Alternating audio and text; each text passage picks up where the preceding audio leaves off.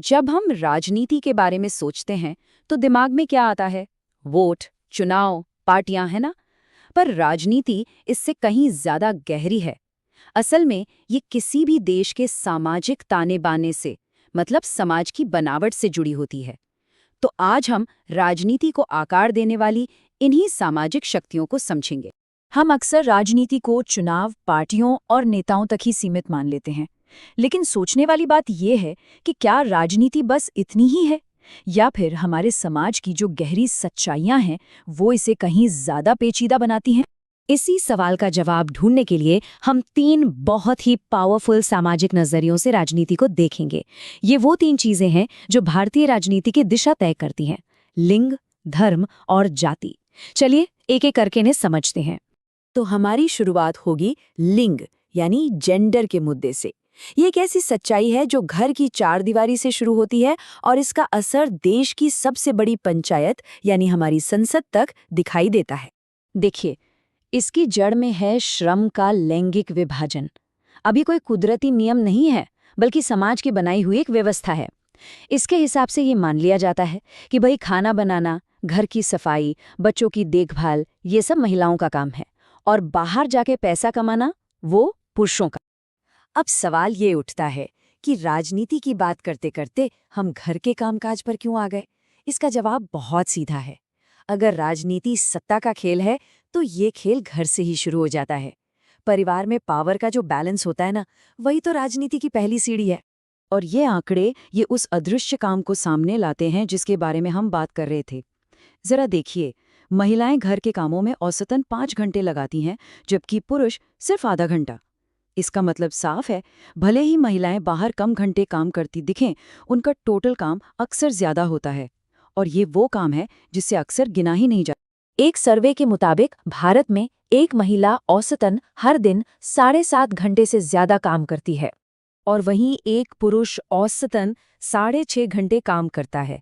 मतलब रोज का 1 घंटे का फर्क। और ये उस काम का है जिसका कोई हिसाब किताब ही नहीं, कोई आर्थिक मूल्य ही नहीं समझा जाता।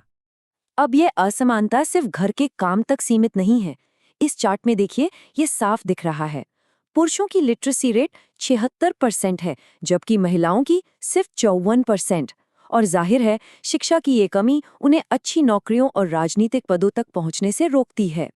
और ये असमानता हमें सीधे राजनीति के दरवाजे तक ले आती है। महिला आरक्षण विधेयक, जो लोकसभा और विधानसभाओं में महिलाओं के लिए 1/3 सीटें रिजर्व करेगा, वो दशकों से, आप सोचिए दशकों से राजनीतिक दांव-पेच में फंसा हुआ है।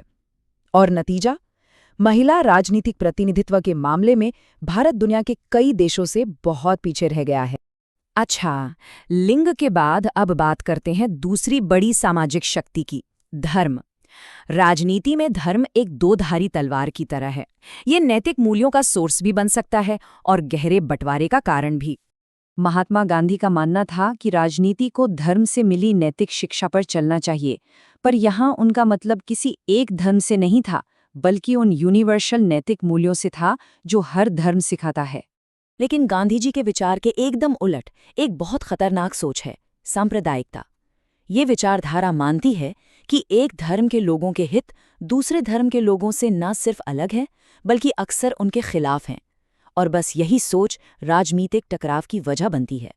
और इसी सांप्रदायिकता जैसी चुनौती से निपटने के लिए भारतीय संविधान ने एक सेक्युलर यानी धर्मनिरपेक्ष राज्य की नींव रखी। हमारे देश का कोई ऑफिशियल धर्म नहीं है और हर नागरिक को अपना धर्म मानने की पूरी आज़ादी है। ये कार्टून बहुत अच्छे से दिखाता है कि एक धर्मनिरपेक्ष सरकार के लिए ये बैलेंस बनाना कितना मुश्किल काम है। उसे हर धार्मिक समुदाय के हितों का ध्यान रखना होता है, जो अपने आप में एक बहुत बड़ी चुनौती है। चलिए अब हम अपने तीसरे और सबसे कॉम्प्लेक्स विषय पर आते हैं, जाति। ये एक ऐसा सामाजिक विभाजन है जो खास तौर पर भारतीय उपमहाद्वीप में ही पाया जाता है, और राजनीति से इसका रिश्ता बहुत गहरा है। हम बात तो जाति की कर रहे हैं, लेकिन भारत में जाति और धर्म ये अक्सर एक दूसरे में उलझे हुए हैं। इस कॉम्प्लेक्सिटी को समझने के लिए पहले जरा इस धार्मिक बनावट पर एक नज़र डालते हैं। ये 2011 की जनगणना का डेटा है, जो हमें वो सोशल कैनवस दिखाता है जिस पर जाति की राजनीति के रंग भरे जाते हैं। देखिए, वक्त के साथ अर्बनाइजेशन और शिक्षा जैसे फैक्टर्स ने जाति व्यवस्था के पुराने ढांचे को कमजोर तो किया है, इसमें कोई शक नहीं। लेकिन जाति की पहचान आज भी भारतीय समाज में मौजूद है और लोगों की सामाजिक और आर्थिक स्थिति पर असर डालती है। ये दो कार्टून आधुनिक भारत में जाति के इसी विरोधाभास को बड़ी खूबसूरती से दिखाते हैं। एक तरफ लोग इससे छुटकारा पाना चाहते हैं, तो दूसरी तरफ ये एक ऐसी सच्चाई है जो आज भी समाज पर अपनी पकड़ बनाए हुए है। राजनीति में जाति कई तरह से अपना रोल निभाती है। पार्टियां टिकट देते वक्त जाति का पूरा ध्यान रखती हैं।